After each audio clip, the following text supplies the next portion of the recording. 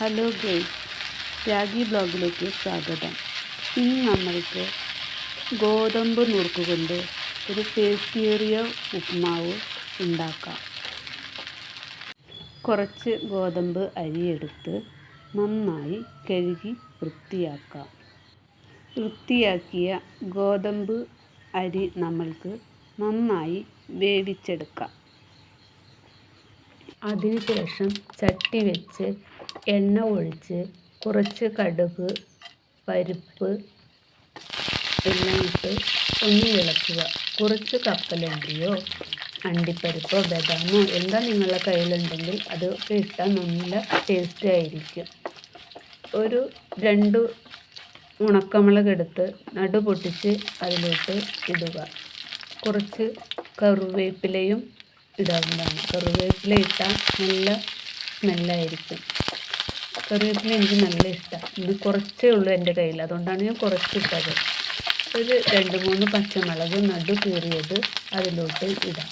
ഒരു ചെറിയ സബോള ചെറുതായി അരിഞ്ഞത് അതിലോട്ട് ഇട്ട് നന്നായി വഴറ്റിയെടുക്കുക.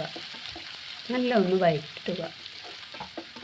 അതിനുശേഷം നമ്മൾക്ക് കുറച്ച് ഉപ്പ് അതിലോട്ട് ഇട്ട് നന്നായി ഒന്ന് ഇളക്കുക.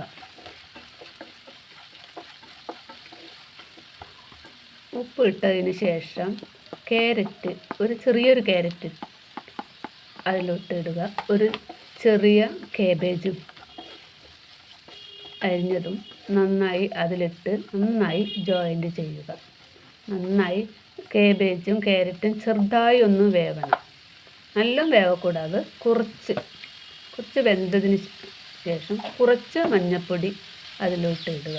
അപ്പോൾ ഒരു നല്ലൊരു കളറായിട്ട് അത് വരും. മഞ്ഞൾപ്പൊടി ഇട്ടാൽ അല്ലെങ്കിൽ ഒരു വെള്ള കളറായിരിക്കും, കാണാൻ ഒരു ഭംഗി ഉണ്ടാവില്ല. ഇപ്പോൾ നല്ലൊരു കളറായിട്ട് വന്നു. അതിന് ശേഷം മാഗി മസാല ഉണ്ടെങ്കിൽ കുറച്ച് അതിലോട്ട് ചേർത്ത് നന്നായി ഇളക്കുക. മാഗി മസാലയുടെ റെസിപ്പി നിങ്ങൾക്ക് ആവശ്യമുണ്ടെങ്കിൽ ഞാൻ പറഞ്ഞു തരാം. മെസ്സേജ് അയച്ചാൽ മതി.